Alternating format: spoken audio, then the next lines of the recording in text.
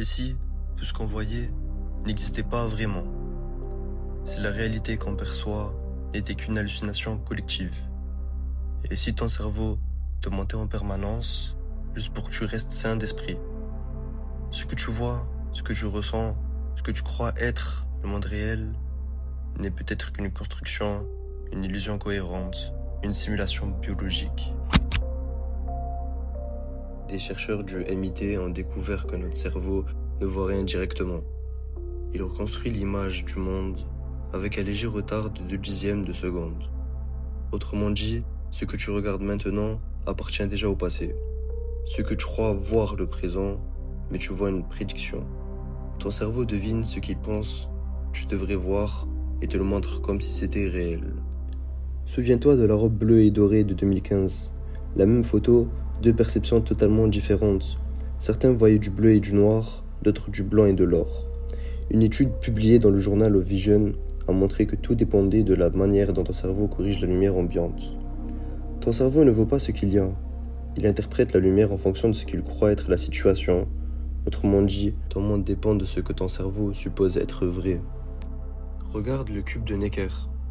Une simple figure géométrique, et pourtant, elle bascule toute seule dans ton esprit. Ton cerveau n'aime pas l'incertitude, alors il choisit une réalité, même fausse, juste pour avoir raison. Même ton champ de vision est incomplet.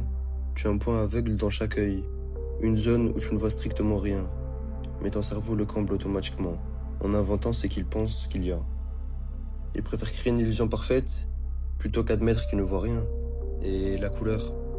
En 2016, une équipe de l'université Johns Hopkins a démontré que la couleur n'existe pas. Les objets ne sont pas colorés. Ils revoient simplement des longueurs d'onde différentes. Et ton cerveau, pour donner du sens à ce chaos lumineux, traduit ça en sensations. Le rouge, le bleu, le vert ne sont pas des propriétés du monde, ce sont des créations de ton esprit, des hallucinations partagées par ton espèce.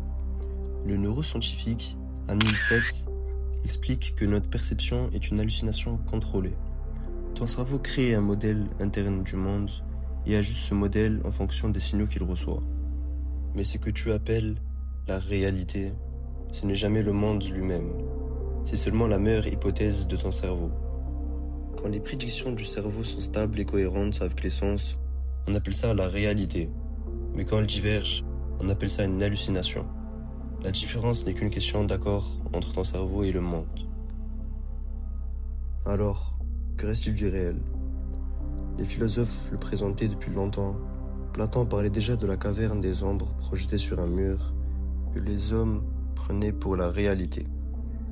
Descartes doutait même de tout ce qu'il percevait, cherchant une seule certitude, et aujourd'hui la science semble leur donner raison. Peut-être que le monde n'existe pas comme tu le crois. Peut-être que ton esprit vit enfermé dans un modèle, qu'il interprète des signaux électriques, et qu'il appelle ça la vie.